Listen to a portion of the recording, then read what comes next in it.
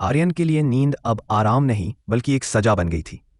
पिछले 1 महीने से उसे हर रात एक ही सपना आता। एक धुंधला गलियारा जिसके अंत में एक पुराना लकड़ी का दरवाजा है। उस दरवाजे पर पीतल का एक अजीब सा लॉक लगा था जिस पर एक बिच्छू की आकृति बनी थी। हर बार सपने में आर्यन उस दरवाजे के पास पहुंचता, लेकिन उसे खोलने के लिए उसके पास चाबी नहीं होती थी। वह पसीने से तरबतर होकर जाग जाता।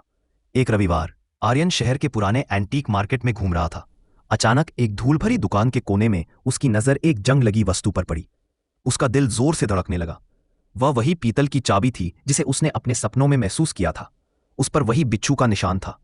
दुकानदार ने उसे चेतावनी दी, साहब इसे मत ले जाइए, यह चाबी किसी तिजोरी की नहीं बल्कि एक ऐसी किस्मत की है जिसे बंद ही रहना चाहिए। आर्यन ने उसकी बात अनसुनी कर दी और चाबी खरीद ली। चाबी मिलते ही आर्यन को अपने पुश्तैनी घर की याद आई जो सालों से बंद पड़ा था। वह वहां पहुंचा और तहखाने की ओर बढ़ा। वहां कबाड़ के पीछे छिपा हुआ उसे वही दरवाजा मिल गया जो उसे सपनों में दिखता था। जैसे ही आर्यन ने कांपते हाथों से चाबी घुमाई, पूरे घर में एक सन्नाटा छा गया। दरवाजा खुलते ही कोई रोशनी बाहर नहीं आई बल्कि एक ठंडी सड़ी हुई हवा का झोंका उसे छूकर निकला। दरवाजा खुलने के बाद से आर्यन की दुनिया बदल गई। रात के सन्नाटे में उसे दीवारों के अंदर से किसी के नाखून रगड़ने की आवाजें सुनाई देती। मोहल्ले के आवारा कुत्ते उस घर के पास आते ही चिल्लाने लगते और अगले दिन गायब मिलते।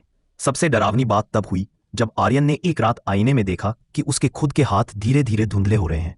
उसे एहसास हुआ कि उसने दरवाजा नहीं खोला था बल्कि किसी चीज को अपनी दुनिया में आने का रास्ता दिया था और वह चीज अब उसकी जगह ले रही थी।